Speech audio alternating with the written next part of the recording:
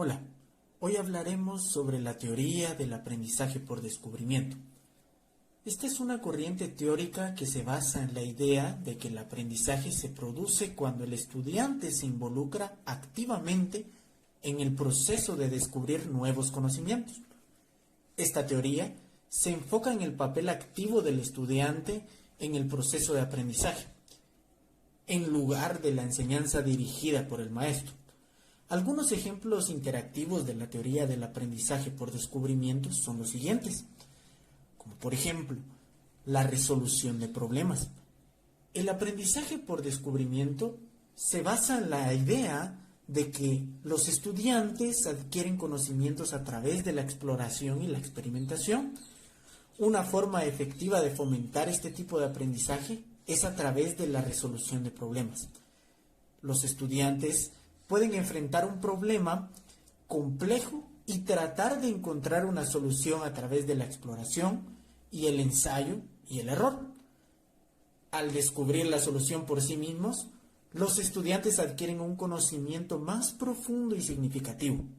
Otro ejemplo puede ser la investigación guiada, ya que esta es una estrategia de enseñanza que fomenta el aprendizaje por descubrimiento. En este enfoque, el maestro proporciona un tema o una pregunta de investigación y los estudiantes trabajan juntos para investigar y descubrir las respuestas. Los estudiantes se involucran activamente en el proceso de aprendizaje al hacer preguntas, buscar información y analizar los datos. Al final, los estudiantes descubren la respuesta por sí mismos, lo que les permite retener y aplicar la información de manera más efectiva. Los juegos educativos son una forma divertida y efectiva de fomentar el aprendizaje por descubrimiento. Los juegos pueden ser diseñados para enseñar conceptos específicos o habilidades, y los estudiantes pueden aprender a través de la exploración y la experimentación. Por ejemplo, un juego de ciencias puede pedir a los estudiantes que experimenten con diferentes sustancias y descubran cuáles son ácidas y cuáles son básicas. Al jugar y experimentar, los estudiantes aprenden sobre los conceptos científicos de una manera más significativa. El aprendizaje basado en proyectos puede ser otro gran ejemplo.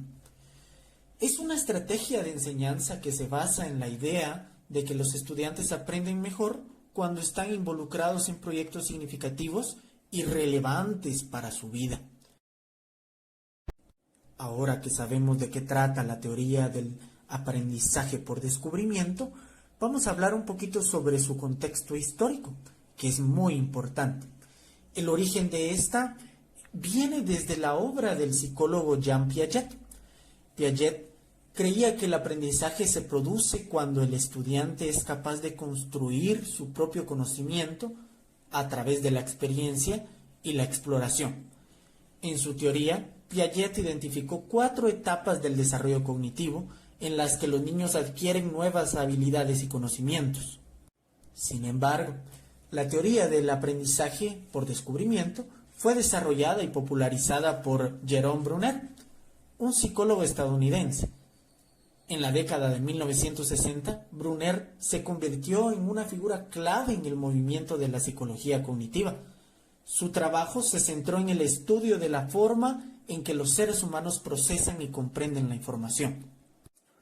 Bruner creía que el aprendizaje es más efectivo cuando los estudiantes están activamente involucrados en el proceso de descubrir nuevos conocimientos. Su teoría, el aprendizaje se produce cuando los estudiantes interactúan con la información de manera muy significativa y relevante para su vida. Bruner argumentó que los estudiantes tienen la capacidad de construir sus propios conocimientos a través de la exploración y la manipulación misma de la información. Esta teoría es muy importante para la educación en sí, ya que en lugar de centrarse en la transmisión de conocimientos por parte del maestro, los educadores han comenzado a enfatizar la importancia de la exploración activa y la participación del estudiante en el proceso del aprendizaje.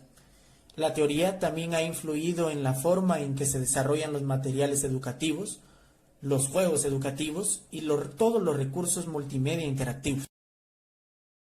En conclusión, el aprendizaje por descubrimiento puede ser más motivador y significativo para los estudiantes. Además, se cree que este enfoque ayuda a los estudiantes a retener mejor la información a largo plazo y a transferir lo que han aprendido a situaciones nuevas y diferentes. Es importante destacar que el aprendizaje por descubrimiento no debe de ser visto como una metodología exclusiva. El enfoque del aprendizaje por descubrimiento debe de ser complementado con otras metodologías y estrategias de enseñanza para lograr un aprendizaje completo y efectivo.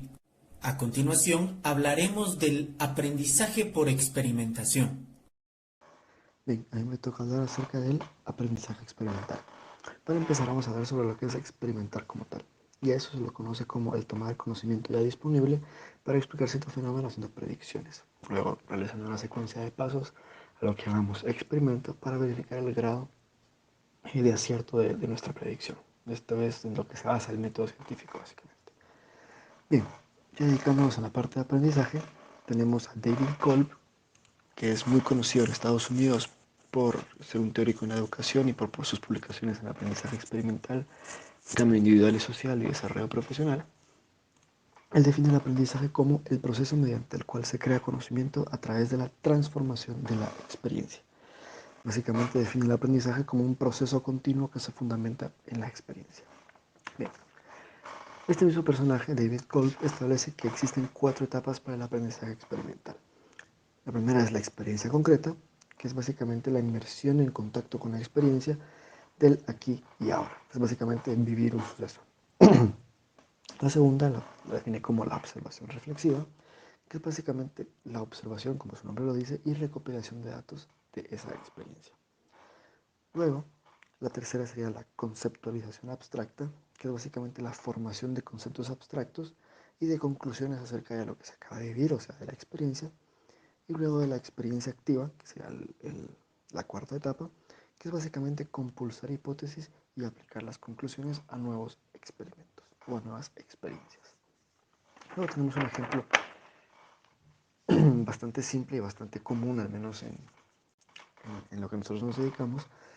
Así que vamos a tomar un problema típico que tenemos los usuarios de Linux, que es las impresoras, ¿no? Nosotros solemos tener problemas con la instalación de impresoras, con el uso de las mismas en nuestras computadoras que tiene Linux. Entonces vamos a tomar eso como ejemplo. Entonces supongamos que tenemos un problema para utilizar nuestra nueva impresora con nuestra computadora. Bueno, vamos a la parte de la reflexión. Aquí no vamos a tomar literalmente todos los pasos, sino que vamos a ir mezclándolos y ahí ya es bastante lógico qué paso vamos, ¿no? La reflexión, básicamente hacernos las preguntas, lo lógico, ¿no? De qué es lo que está causando nuestro problema, qué es lo que realicé mal, qué pasos hice y dónde fue que se pudo generar el error. Básicamente es utilizar el pensamiento inductivo para buscando información acerca de otras experiencias y de cosas que nos pudieron haber fallado. Bien, con todo esto buscamos llegar a una conclusión o una hipótesis a partir del acontecimiento que acabamos de vivir y de toda la reflexión que acabamos de hacer. Luego de eso vamos a establecer una secuencia de acciones a raíz de la comprensión de nuestro problema. Es básicamente el pensamiento deductivo que vamos a hacer ahí para luego, ya habiendo decidido lo que haremos, es volver a la parte de la experimentación y verificar si estos pasos solucionan nuestro problema o no. Y ahí es donde se cierra nuestro bucle acerca de las 4 etapas que propone David Kolb. En caso de que funcione, ahí acaba nuestro experimento y en caso de que no, realizamos otra vez todos los pasos para intentar una nueva solución. Bien, otra cosa importante a tratar con esto de la aprendizaje experimental es los 2 tipos de percepción que propuso David Kolb, que son 2 tipos opuestos. Básicamente son las personas que perciben a través de las experiencias concretas, a lo que conocemos como experimentación activa, y a las personas que perciben a través de la conceptualización abstracta y generalizaciones, que es a lo que llamamos como observación reflexiva. Ya ahondaremos y hoy veremos la importancia de esto más adelante. Bien, también David Kolb propone un gráfico de las dimensiones del aprendizaje en lo que tenemos la experiencia concreta, la observación reflexiva, la conceptualización abstracta, la experimentación activa y, lo que él coloca ahí como diferentes dimensiones de aprendizaje.